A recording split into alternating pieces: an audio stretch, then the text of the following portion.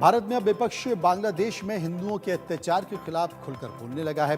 प्रियंका गांधी ने लोकसभा में सवाल उठाया तो आज विपक्ष ने संसद के बाहर प्रदर्शन भी किया।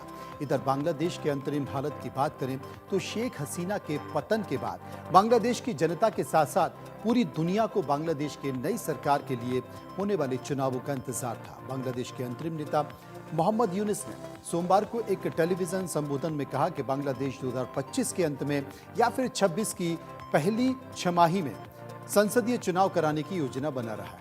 मीडिया रिपोर्ट के मुताबिक चुनाव के रोड मैप की जानकारी देते हुए यूनिस ने कहा कि चुनावों की समय सीमा चुनाव सुधार आयोग की सिफारिशों पर निर्भर करती है, लेकिन 2025 के अंत तक चुनाव कराना संभव हो सकता है।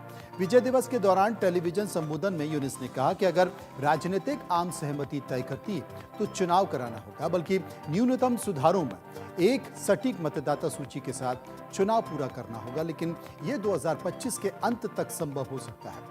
मोहम्मद यूनिस ने आगे कहा कि चुनाव आयोग को आवश्यक सिफारिशों को लागू करने और चुनावी प्रक्रिया में सुधार करने के लिए पर्याप्त समय दिया जाना चाहिए। उन्होंने आगे कहा कि अगर मतदाता सूची सही समय पर तैयार की जाती तो बांग्लादेश में 2025 के अंत तक चुनाव हो सकते हैं। हालांकि उन्होंने कहा कि अगर व्यापक सुधारों को ध्यान में रखा जाता तो चुनाव 2026 की पहली छमाही तक हो सकते हैं। आपको ये भी बता दें कि देश में चुनाव कराने को लेकर अंतरिम सरकार ने आयोग का गठन किया है, जिसको 6 महीनों में अपनी रिपोर्ट मुख्य सलाहकार को देनी है।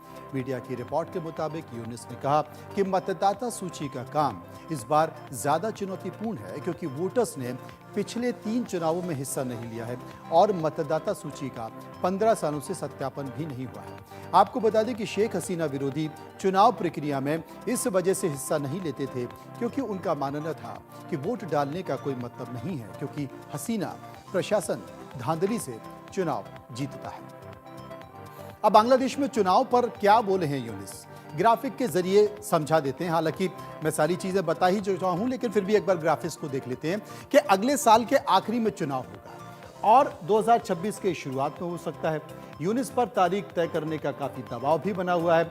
चुनाव की व्यवस्था से पहले यूनिस सुधार चाहते हैं, मतदाता सूची को अपडेट करना चाहते हैं, क्योंकि 15 सालों से ये सूची अपडेट नहीं हुई।